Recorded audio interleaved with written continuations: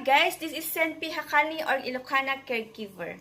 Guys, ang i-share ko po sa inyo ay aking ginamit na Elujai propolis myrrh amplelight. Ito guys, sikat na sikat po ito sa Facebook or any website na kasi na-order ko po ito sa isang website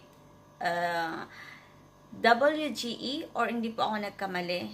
Guys, hindi ko po promote or binayaran na i-promote ito dahil hindi ko po alam kung effective pa ngayon, ha? Kaya antayin po natin yung last part kung talagang effective ba sa akin or hindi. What is Elujai propolis myrrh amplelight? Yan po. It is really effective to me or not? Let's find out, guys. Yan. Nag-research po ako kung ano po yung propolis, kung ano po yung myrrh. Dahil, honestly, hindi ko po alam yan. And this, guys, made in Korea. Bottle siya, bottle, with the rubber dropper. Ganyan po siya sa loob.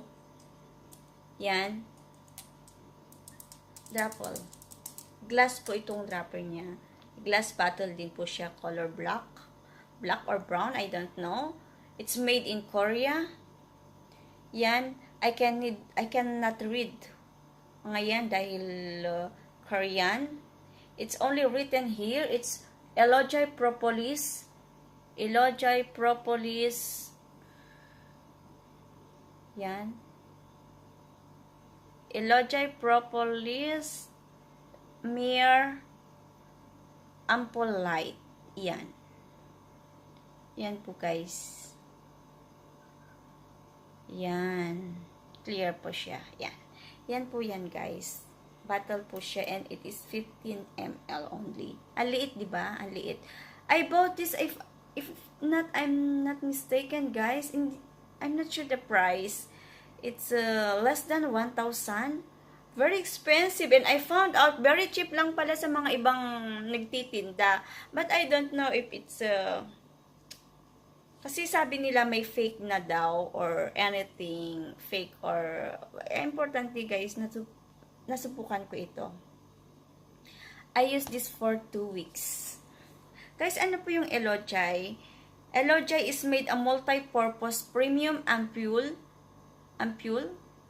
that contains propolis and myrrh oil that helps boost skin elasticity and vitality. So, ang pinaka-main ingredients na guys is myrrh oil and propolis. So, saan po nagagaling yung propolis guys? So, I have a research. Nag-research po ako kay Mr. Google dahil wala naman ako mapagtanungan.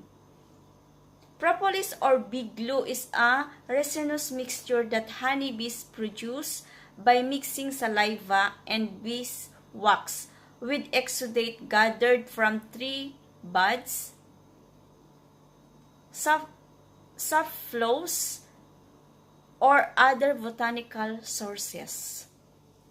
A propolis is a compound by bees thought to fight infection, heal wounds, and more. Kaya pala maganda siya sa pimples dahil nagpo-fight din ng infection and heal wounds and more, sabi nga dito. So, ano po yung myrrh oil? Yun po ay propolis. Ano yung myrrh oil? Myrrh oil is a valuable and potent oil extracted from tree resin. This myrrh oil, guys, is used throughout history as a perfume, incense, and medicine. Kaya pala, guys, hindi nakapagtataka dahil parang may insenso siya. Oo. Nung una nga, sabi ko, wala, parang may naamoy akong kakaiba. Ayun pala, kasi mabango siya, guys. Ang sense niya, guys, is parang baby powder. Pero yung pag tumagal siya, parang merong insenso nga. Kaya sabi ko, sinearch ko, yun nga po guys. May incense and they use also as a medicine long time ago. So, dun po tayo kung ano po ang nagagawa ng Elujai propolis sa ating face.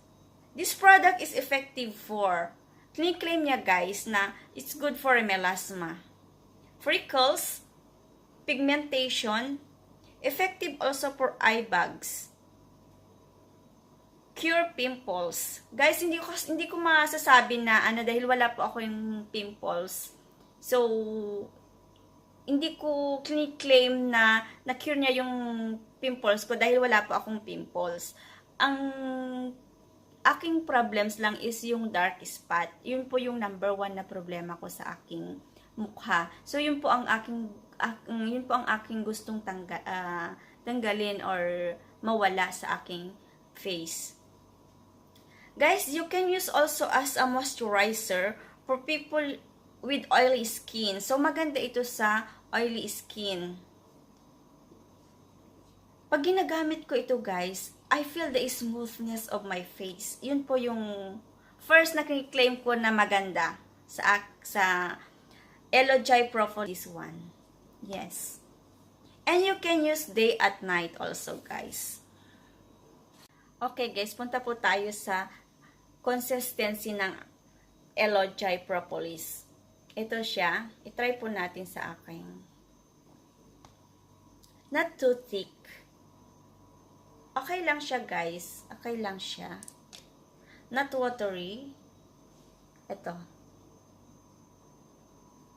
Maganda siya. Mabango. Pero may konting yung, alam mo yung amoy ng insenso. Ayan.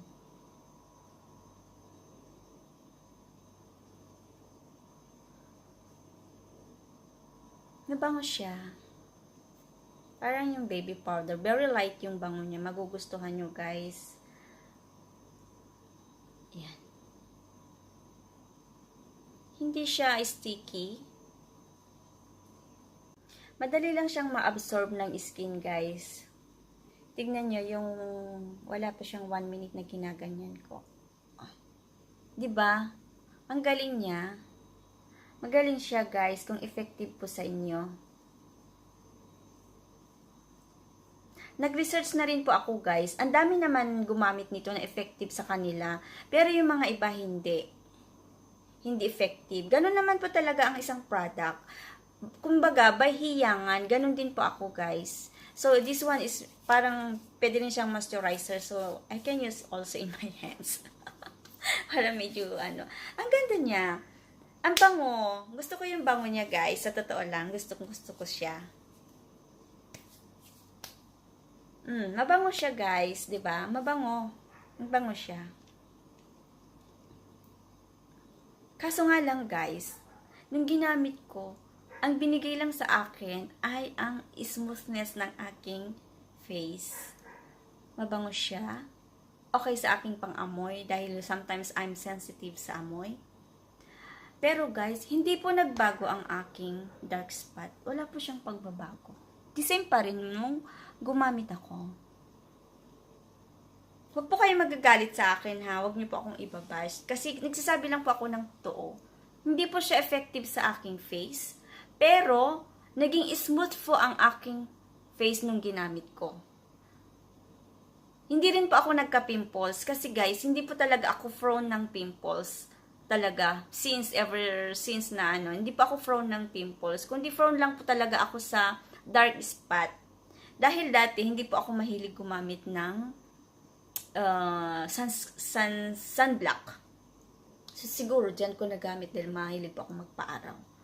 So, eto guys, hindi po hiyang sa akin dahil hindi man lang nabawasan. But, naging smooth naman ang aking face. So, meron siyang magandang idinulot sa akin. Ganda rin siyang moisturizer. So, ginamit ko na lang siya. So, ganun po talaga ng isang product, guys. Yung sa iba, okay. Yung sa iba, hindi. Ganun po yun. So, yun po. Hindi po effective sa akin. But, it gives smoothness. Lambot ng aking pagmumukha. Yun po ang binigay ng propolis sa akin. Elujai propolis myrrh amplelight. Okay guys, this is all about my Elujai propolis. Yan po ang aking ni-review ngayon na product. Meron naman po siyang binigay na maganda sa akin. Meron din na hindi. So, average lang po ako sa kanya guys. Hindi po siya napahiya sa akin. Hindi rin po ako napahiya sa kanya. 'Di ba? So guys, sa mga hindi pa nakasubscribe sa akin, please subscribe now and don't forget to push my bell so that it will notify you if I have new video. And I want to thank everybody guys dahil naka 1,000 plus na po ako. Maraming salamat po sa mga kaibigan ko at patuloy po na magiging kaibigan ko sa YouTube channel. Guys, maraming salamat and God bless us all. Again, this is Senpi Hakane or Ilocana caregiver. Thank you very much.